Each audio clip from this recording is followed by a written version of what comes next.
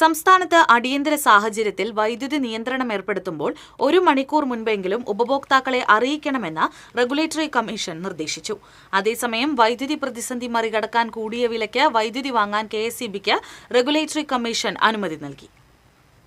വൈദ്യുതി നിയന്ത്രണമുണ്ടാകുമെന്ന വിവരം SMS, പത്രം, TV, സമൂഹമാധ്യമം എന്നിവ മുഖേന ഉപഭോക്താക്കളെ അറിയിക്കണമെന്നാണ് കമ്മീഷന്റെ നിർദ്ദേശം.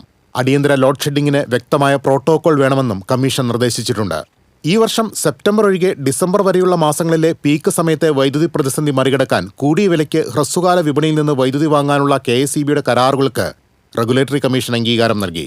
കരാറുകൾ സുതാര്യമല്ല, വൈദ്യുതി ലഭ്യത ഉറപ്പാക്കാൻ ആസൂത്രണമില്ല തുടങ്ങിയ വിമർശനങ്ങളും കമ്മീഷൻ ഉന്നയിച്ചു. അതേസമയം സംസ്ഥാനത്ത് വൈദ്യുതി പ്രതിസന്ധി രൂക്ഷമാവുകയാണ്. കാലവർഷം ആരംഭിച്ച് 1 മാസം പൂർത്തിയാകുമ്പോൾ വൈദ്യുതി ഉൽപ്പാദനത്തിനായി ആശ്രയിക്കുന്ന പ്രധാന ഡാമുകളിൽ ജലനിരപ്പ് 25% താഴെയാണ്. 1 മാസം ലഭിച്ച മഴയുടെ കണക്കെടുത്താൽ ശരാശരിയേക്കാൾ 34% കുറവുണ്ടായി.